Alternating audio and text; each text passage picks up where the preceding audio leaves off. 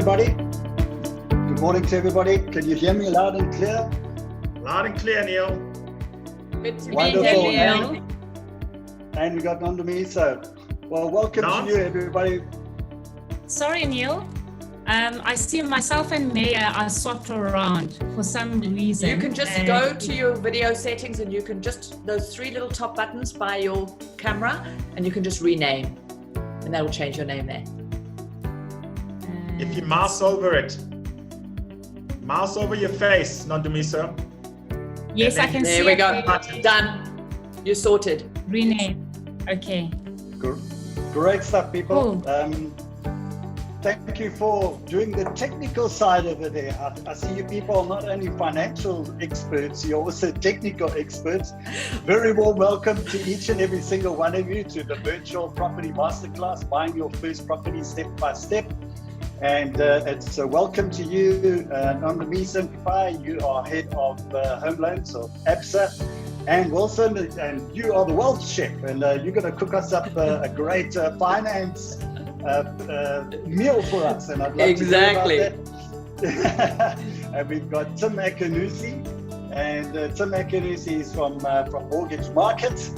Welcome to you, Tim, and to Maya Duval, who hello, is Neil. Hello, everybody. My Bond Fitness, and we'll also be joined a little bit later by Stephen Whitcomb of Better Bond as well. So, thank you for joining us on this fantastic masterclass. We had a great first session with Derek, and it was all about why we should be buying property right now. And this session is, I reckon, is probably one of the most important sessions. It's all about personal finance, it's about budgeting, and it's all about securing a bond and how to get that bond. And I think we've got a wonderful panel here that can take us through the entire process of how we can do that. We've got a finance expert in Ann Wilson from the Wealth Chef, and we've got a banker, and we've got two bond originators, and we've also got a, let's call him a finance fitness coach, Maya Duval. So, starting off with this, Nondamiso, I believe you've got a few slides that you'd like to show us, and maybe just give us a little bit. Welcome to you, Stephen, as well, from Better Bond. So, Nondamiso, I believe you've got some a few slides just to set the scene in terms of finance. Yeah. So, I'm going to hand it over to you for now, just to present to the rest of the group. Great, thank you, and welcome to everyone. Thanks, Neil. You actually promoted me, calling me the head of home loans. Just to correct, I am the head of product. Okay. All right, cool. Well, so I'm going to project my screen. I'm just going to share on my side to set the scene. Okay. Are you winning there with the share slide? Yes, you are. We can start seeing I think it slide should be there. You should all be seeing it now. There we go. Yes, we've got it. Excellent. Thanks, Neil. Yeah. I think this links up quite nicely from the previous conversation that we've just had now. And, you know, when it comes to first-time home buying, one can never, ever underestimate what it takes. It's probably the biggest investment that most will ever make in their lives. And as such, we always say, you know, it requires a lot of planning. And as such, I wanted to share some of the things that we always tell customers or aspiring homeowners what they need to do. So plan. It's about knowing that you've got a budget. If you don't have a budget, of course, you will not know, you know, how much you have left over. You might not even be able to identify where you need to cut to actually start saving towards your dream, which is obviously your home. Credit history. A number of times, I know in the past we've said, you know, it's always good to have a credit history. There's always a component of the market that doesn't have a credit history. And when they do try to apply, obviously it does present a couple of challenges. We say if you're still young and you are able to have a little bit of credit, manage it well. And for any lender, I mean, they would love to know, you know, how well you manage your credit. And that helps obviously later on in your journey when you think about big purchases. credit history, credit rating. Neil, I know, often spoken about is the credit report. I actually wonder how many of us actually pull our credit reports and you get it once a year for free to actually understand what's in that credit report. And if anything is not looking great, then you can work towards it. So again, it's a reminder that if you are thinking of buying your first home, think about managing your credit report. Be obsessed with your credit rating and any detail that is on there, because it will come back when you do apply for a home loan. Pay on time. We can never underestimate that. Don't miss payments. When you do struggle, rather approach your bank to discuss how you can then maintain those payments. Even, if I think about credit cards, maybe let me use an example. Some make the mistake that they utilize the full credit limit and not realizing that actually it actually says a lot about your payment profile and usage of debt.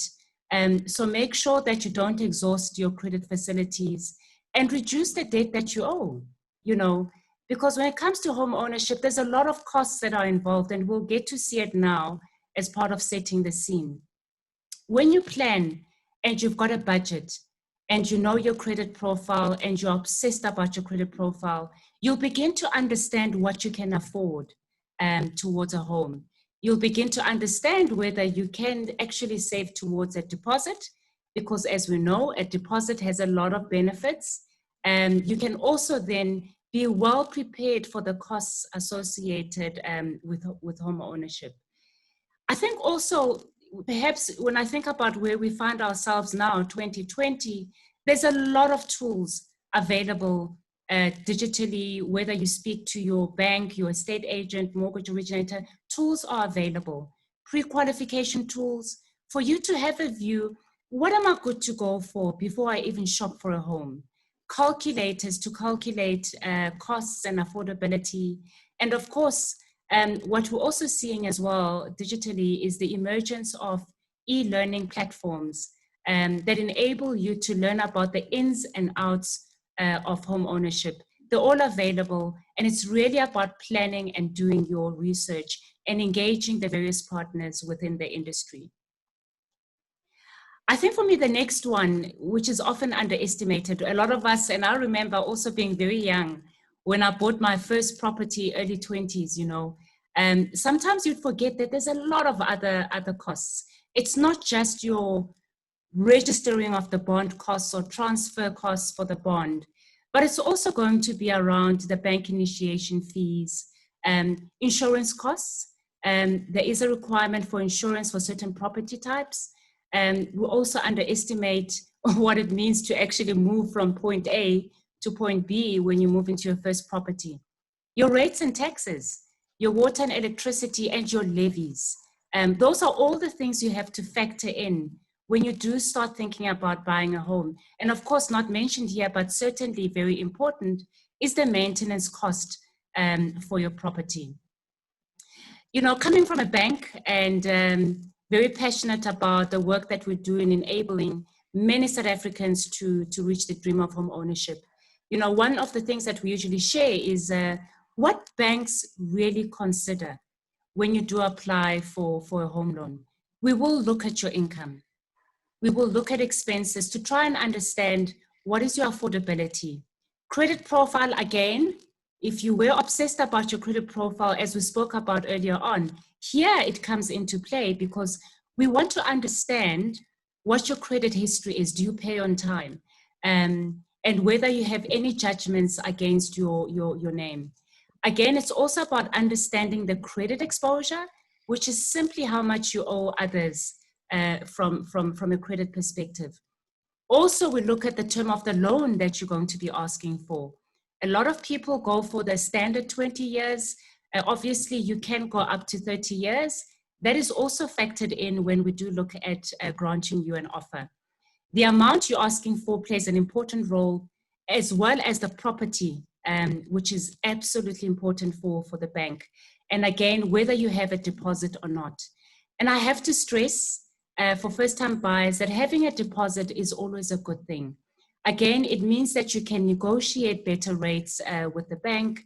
It also lowers the amount that you'll be asking for from the bank, and it obviously unlocks affordability for you as a first-time buyer. If you understand these requirements from the bank perspective, you can then work back to see what is within your control to manage carefully, so that by the time you apply, you know exactly what is required, and you don't get surprises as part of the process. I think, you know, with this one, and I'm so glad Maya is part of the conversation. I'm not going to go through a lot of detail here because Maya will touch on it. I think a lot of people don't know that government has a big role to play in enabling home ownership. There is a subsidy that is available out there if you earn between 3,500 to a max of 22,000. And in here, again, when you do apply, the bank will obviously assist you as part of the process. I'm merely mentioning it here, but we will touch on it later with Maya.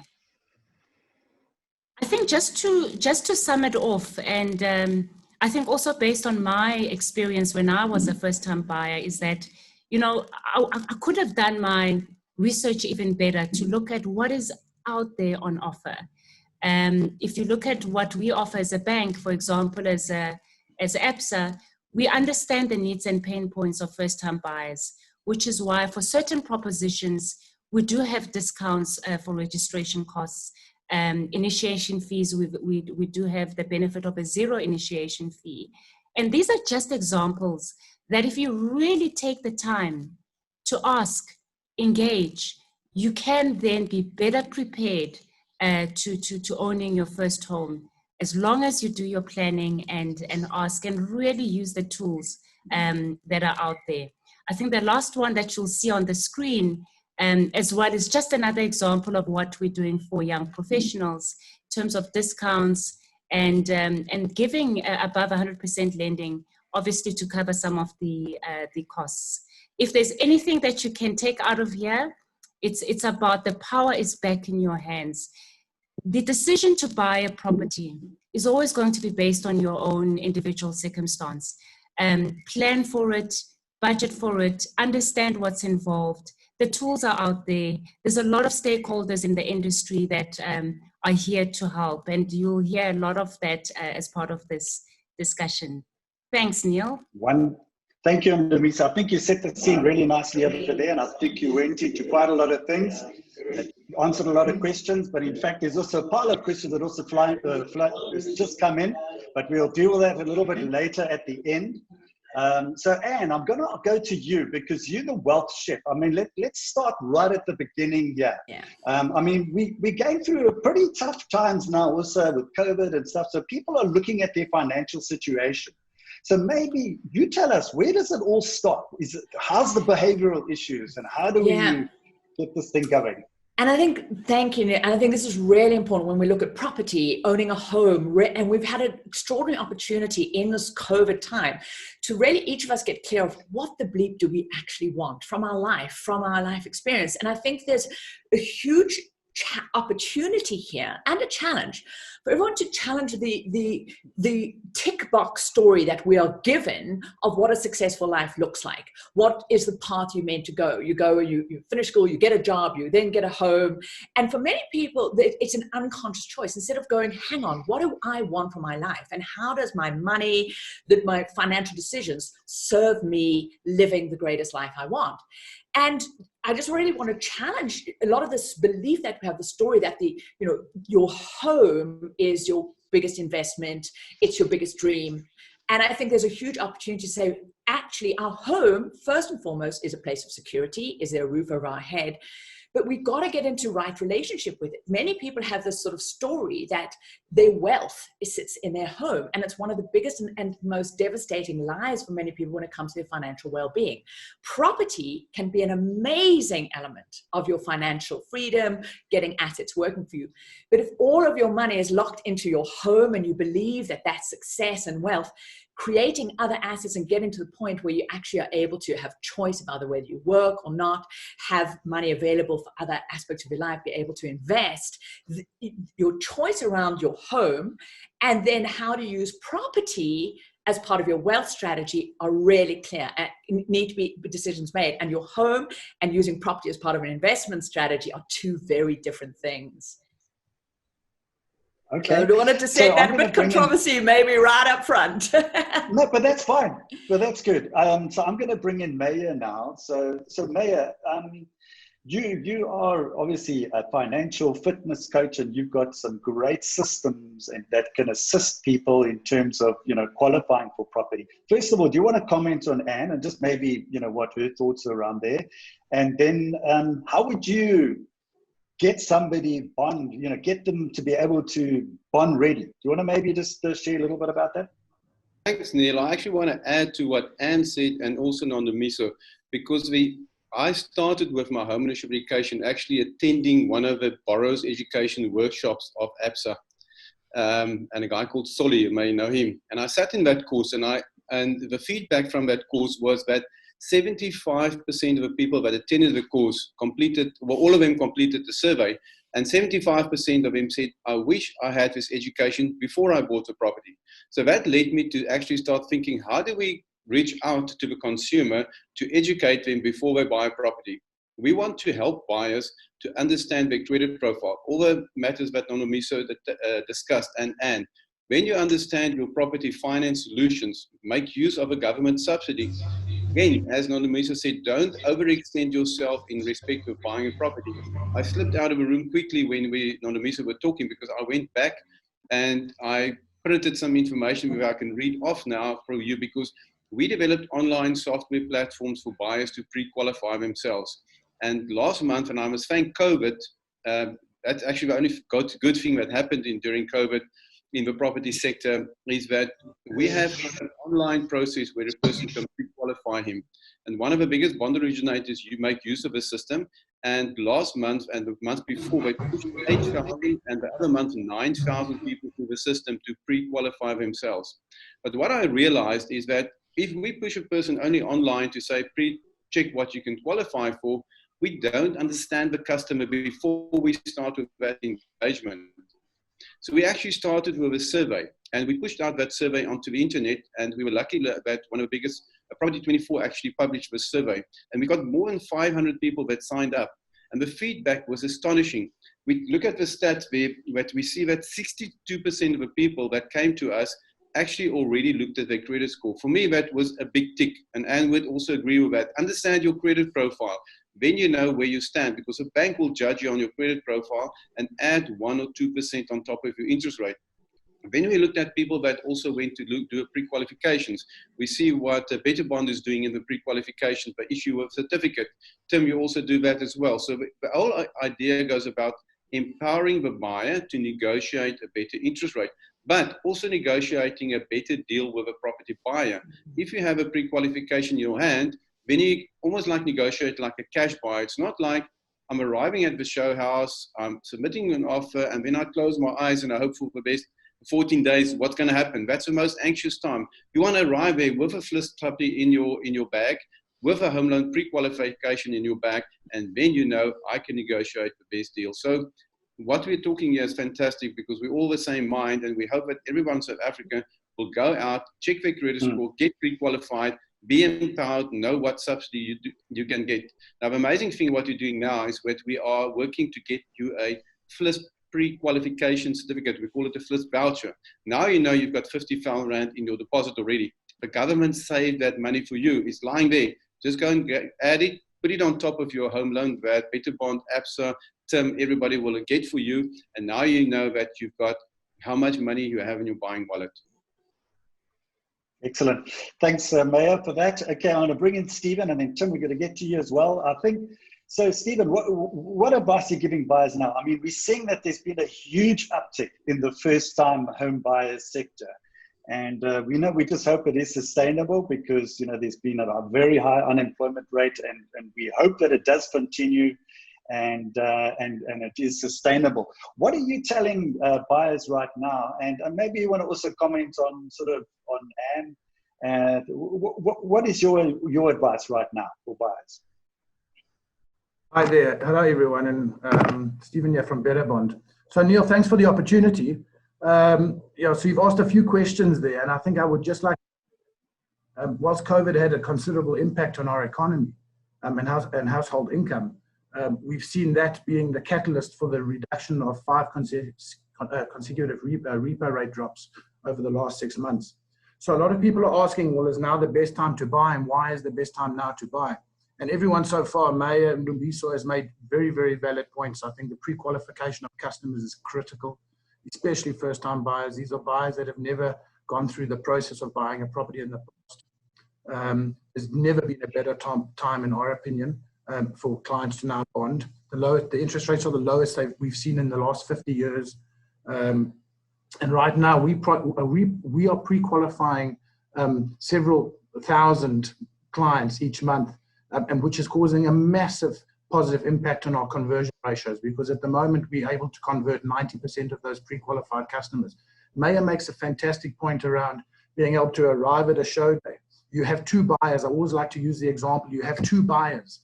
One buyer arrives at the property, the purchase price is say 600,000. You have no pre-qualification in place. He's happy to sign an offer, has a deposit or doesn't have a deposit, and always saving for a deposit, to Ndemiso's point, is critical and always helps the application. And then you have another buyer that arrives that's been pre-qualified by a reputable bond originator. And then the seller needs to decide which one of the offer to purchases he's going to accept. And there's no doubt that he would accept the one from a buyer that has been pre-qualified. So right now, an excellent time to buy. Interest rates the lowest in 50 years. And I always say to myself, so the Reserve Bank are forecasting that the favorable lending that we're seeing currently at the current rates is most probably going to persist for another 2 years. And even if we do see rate hikes into the future, what is the likelihood of them being very steep rate hikes up? We've seen with the SARB in the past, any rate hikes we've seen in the past have always been gradual.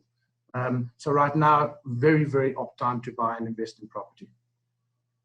Yeah, I'll have to go along with that. Thanks very much, Stephen. I'm going to bring in you here, Tim, because Tim, maybe people are asking the question. They've listened to Ndemiso from the bank, and they said, where do I get my finance from? Do I go to the bank directly, or do I go through a mortgage originator like yourself? And maybe just take into consideration just the earlier discussion that we had. What are your thoughts around that? Obviously, mortgage originator.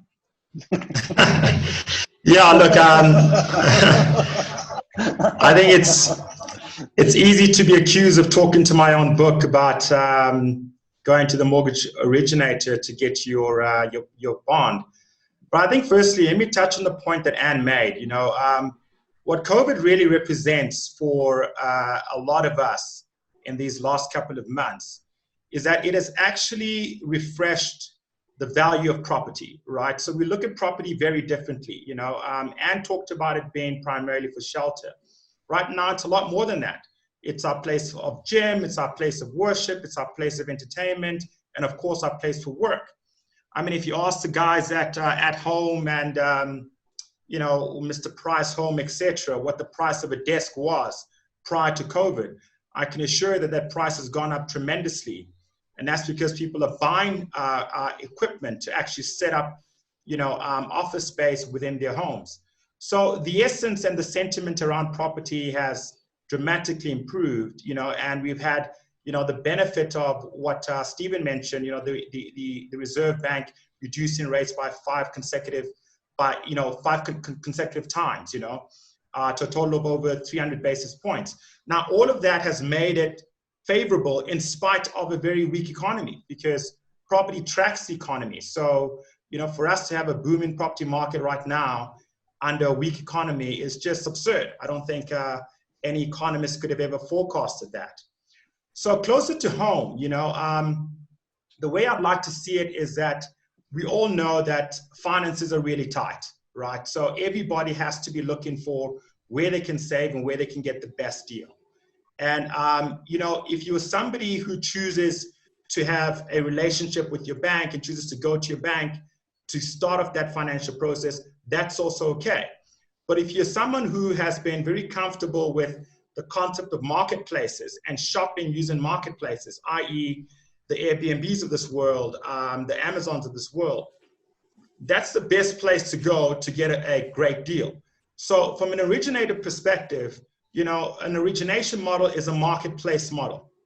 And, you know, what we've done as Mortgage Market is that we've just advanced that origination agenda to actually bring a marketplace in place where individuals can compare the entire market and be sure that they're getting the best deal.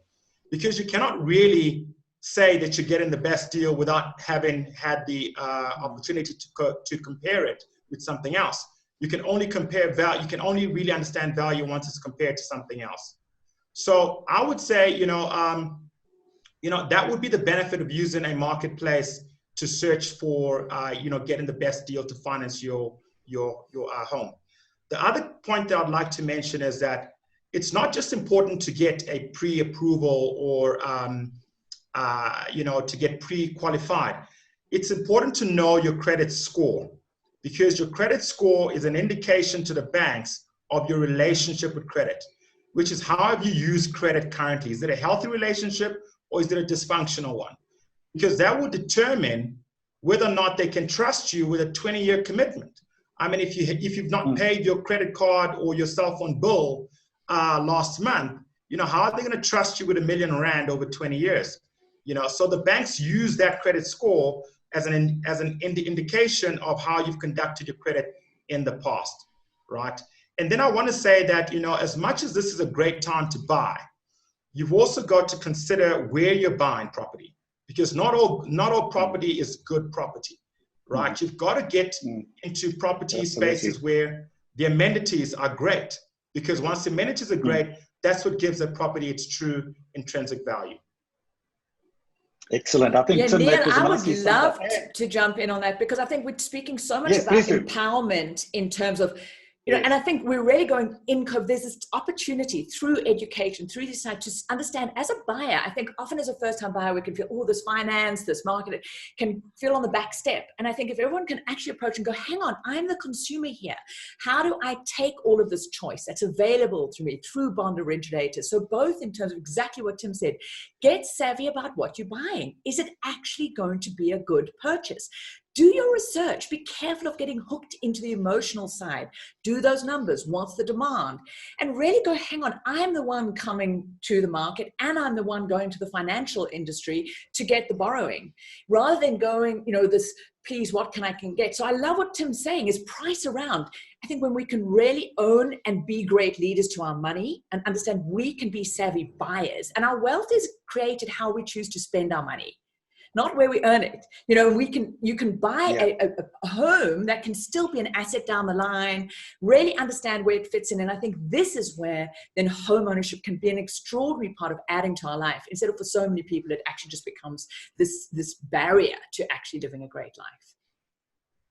Wonderful. I think it's such a good point to make there, and in terms of where does the money go, where it's directed to your expenses and in which way. So not under me, so I'm going to bring you in here. There's a lot of questions around finance, which I just need to get through if we can, because we've got about 15 minutes left in the session. So do banks always consider payslips under me, sir? And in a situation where people have an income not getting a payslip, that is income from properties, what would banks consider? Yeah, so it's an important question. So the bank will look at various supporting documents, which would need to be evidenced by the potential buyer. Pay slips, it could be an existing lease agreement, it could be a financial statements, etc. So anything that becomes supporting documents will be required for you to apply for a bond. And again here, and I think Stephen did probably answer it and touch on it in the chat as well, is that there's various supporting documents that would need to be evidenced. Neil? Okay, wonderful. Okay, I want to bring in Maya for this particular one. Why does it take money to make money in property? I mean, first of all, is that true, Maya? And how do you apply this question practically? Because, and look, I've got a theory on it, but I want to hear your version of it. What are your thoughts around that? Does it take money to make money in property? Neil, my kids have got this thing to say, not anymore, eh? Because you can actually buy a property with no money. And this is the amazing thing. One of the big questions, we've actually had an article that we co-presented on the magazine, is watch out for the hidden cost. Miso talked about that. Now, one of the biggest things that keep people away is that I can't pay the legal fees. I can't pay the conveyancing fees. I'm a conveyancer myself. So people often come to me and say, but the agent didn't tell me about this legal fees. Now, I feel like a bad one charging you fees here. But if you buy in a property development, quite often the development includes transfer and bond costs.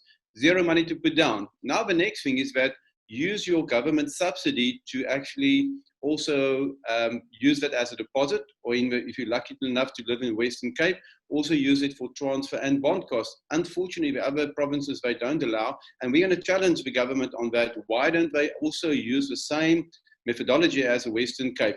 And as Nondubiso also said that for ABSA, you can get a home loan, I think it's up to 1.5 with 105% bonded. So you can actually get a bond that covers your transfer fee. So you don't need money anymore to actually buy property. Dispel that myth, get away with that and change your mindset. But again, as Tim said, go and check your credit score, check your affordability, get educated, follow the course of Anne, become an expert to buy a property, and then you don't need money actually to buy a property. That's the beauty of this.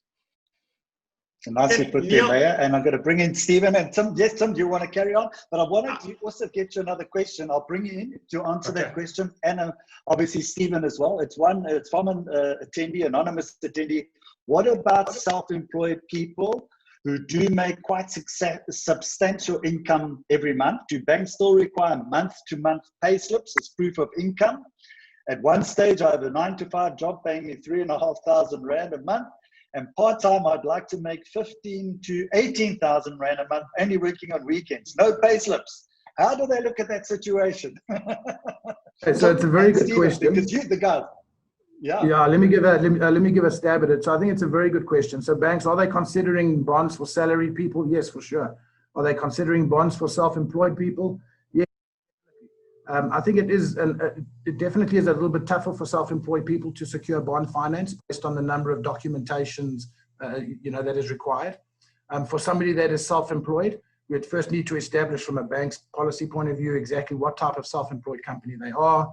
It would sound from anonymous that this person could potentially be a sole proprietor. If he's a sole proprietor, he would have to provide the bank or the bond originator that he's using a set of profit and loss statements, almost like an income and expense schedule on his income that he's receiving and the expenses that he's paying. Would the bank consider a loan for him? Without a doubt. But I think it's not only the fact that he's self-employed. You have to look at a number of factors. You have to look at whether or not he's conducted, to Tim's point, he's got a very, very clear credit record, and how has he conducted his financial and retail debt in the past. But to answer in short, can self-employed people get bonds? Yes, no, without a doubt they can. The documentation that the banks require is more complicated than a salaried individual, because that would be a payslip. But he should get in contact with a bond originator like Better Bond, and we would gladly assist him through that process. Great. Tim, you want to add to that? Yeah, I mean, just to add to that, to say, we're entering what is called the gig economy, right? So majority of people are taking short-term gigs, etc. And, the point is that you're still making money the same way as somebody who is working at a corporate is making money. In fact, with the levels of retrenchments these days, I don't think that there's a lot of currency to say that you are in a permanent job. But I think the point is, if you are self-employed, all you have to do is to keep a good record of your income and your earnings, right? Because once you keep that up, you will then present that information to the banks, and they need to be in a position to understand it just by you simply having basic management accounts of your expenses and what you've earned. And the banks will assess it in the same way as they would assess, say, a salaried employee. But I just want to go slightly back to Mayor's point about, not needing too much money or needing money at all. Mayor, and I'm not going to contradict you here, but I do want to just bring some level of a balance to that notion, because I think the reality is that at a practical level, you probably don't need as much money as you needed before in the past. So i.e., you probably don't need 100,000 to have been saved up to get a R1 million house. You probably do need maybe 10, 15,000, right? Because I really want to ensure that we aren't going down the road of suggesting to people you need to be penniless to still get into property, because there are going to be some costs involved, like what Nondamiso's mentioned. The bank will charge you a fee, you know, there's moving costs, you know, there's costs to maintain the house. So don't approach property with the mindset as I don't need a penny, you know. I think it's the responsible thing to do. It is an investment. So when you do put down your hard-earned cash, in fact, when you're in a position to put down some cash, you can negotiate better with the banks because you have some leverage. You know, you can say to the bank, this interest rate isn't good enough. I've been banking with you for X amount of time. I've got X amount of other products with you, and I'm showing you that I have some commitment, some skin in the game. You know, can you give me a better rate? And they will assess that. They will listen to that because you are making sense. So that's just what I'll add to the last 2 points. Tim, thanks. I So, agree with and that. I want to bring. Okay, good. Well, that's great. We all agree. That's fine. You don't have to agree, guys, but it's fine. And I'm going to bring you in here. I mean, everybody gets a certain life stage, and life stages change. People could get divorced, they could lose their jobs, and all this kind of stuff, and pick themselves up. I mean, I think you had a personal journey similar to that kind of stuff. Yeah. And there might be some people out there sitting in a bit of a tough position, maybe going through that last stage change. How do they get themselves out of that to be able to become more financially free? That's the goal, isn't it? Absolutely. And I think, you know, when we really go, you know, what is financial freedom as opposed to just this concept of wanting more money? But I think for me, it's first understanding there is a place where we can be, where we're free of financial anxiety, where we understand investments, whether they're stock market, whether they're real estate and property, where there's these other things beside a job that can earn us money and give us some stability, and this gig economy, both in terms of how we work, but assets. And, you know, it doesn't matter where we're starting. We've got to start where we are. But I think first it's claiming back this power that there's no house, there's no car, there's no wardrobe, there's nothing that can define our value. And I think when we can first claim that back, no matter where we are in our journey, we can then start making really powerful financial choices, because we're not coming from this place of feeling so insecure and low self-worth that we're trying to satisfy that. And so this uncoupling who we believe we are from the external relationship with money really helps us get into right relation. And then understanding property, you know, stock market investing, I know we're on the property side, but how do we get it so it works for us? So if you're a first-time home buyer, also start thinking, what's the longer-term play? As Tim said, is it going to have value down the line? Can I buy it smartly? There's great ways to buy property with value already in it, from other distressed buyers, from auctions, from go and find that property that needs to have a bit of a renovation in. If we're prepared to really go put me first, and then what am I prepared to do to get that value up front, we can really add massive value, and we can quickly accelerate out of financial holes by going, great, this is, now I would say property is wealth Play-Doh. There's so many strategies you can do with property.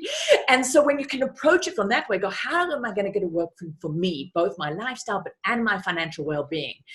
Then a whole new perspective opens up. So I think it's first just seeing, there's a different way that I can approach my relationship with money and property.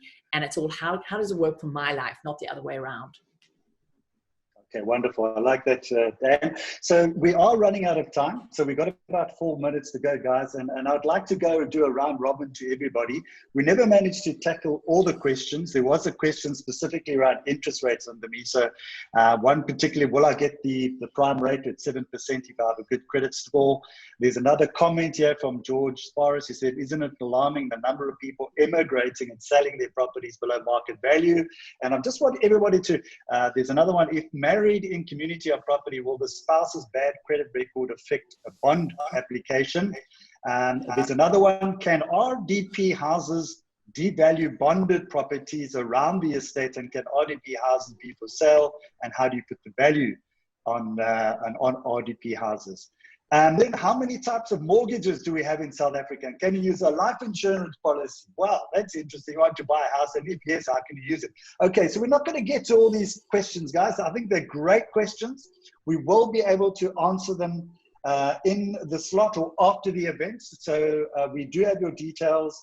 from the chat box, and we will ensure you do. So wrap up time. I'm going to start off with you, Andamisa. Your wrap up for this particular session of somebody really become financially savvy going forward to buy that property. Great, thanks. Neil, it's always about planning. Plan and look at what is within your control.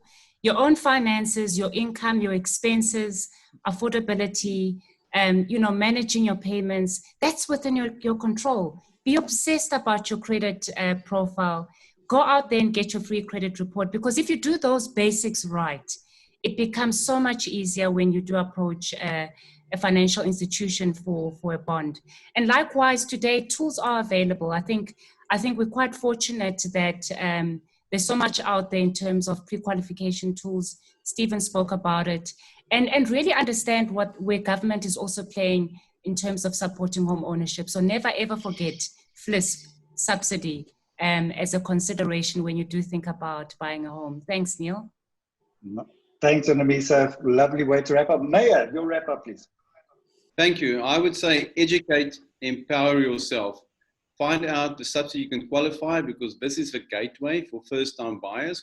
Google FLISP calculator and you'll get to a calculator that can indicate the subsidy you can qualify for, and do an online pre-qualification before you start going out to buy property. So for me, it's all about preparation. On the MISA, we're in the same boat. Thank you.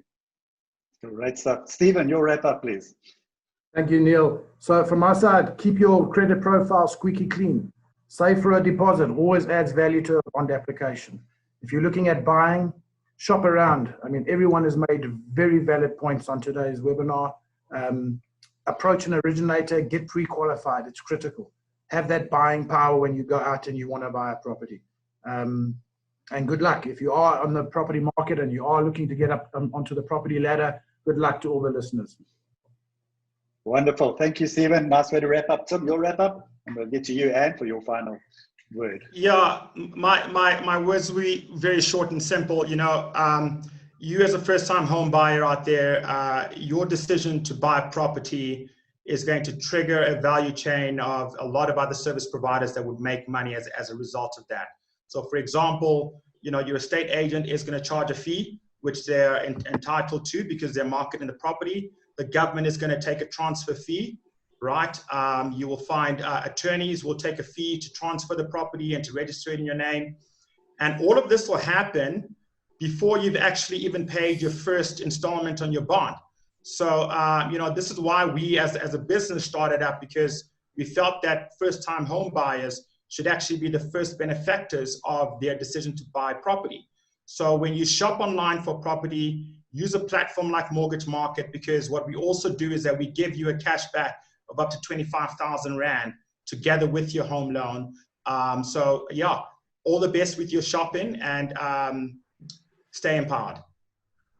Great stuff. Okay, we got about 30 seconds for the wrap up, and it's last but not least, your final words.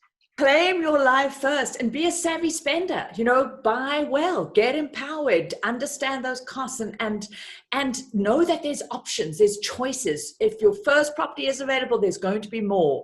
Keep pricing and don't exceed that. Let it be working for you. And as Tim said, really get savvy, understand this. And I think when we put ourselves first, all sorts of amazing stuff happens in life. And Neil, thank you for creating this amazing masterclass. Absolute pleasure. And Anne Wilson of the Wealth Shed, thank you very much. And Andamisa Kapai of Absa Bank, and Mayor Duval of My Bond Fitness, Stephen Whitcomb of Better Bond, and Tim Akanusi of Mortgage Market. Thank you all very much for your contribution today. And for those questions that are unanswered, we will post them into the chat box. And if not, it'll be on the REI Mag website as well. Thank you very much, guys. And we move on to our next session with Eugene Boniface. Cheers, everybody. Goodbye.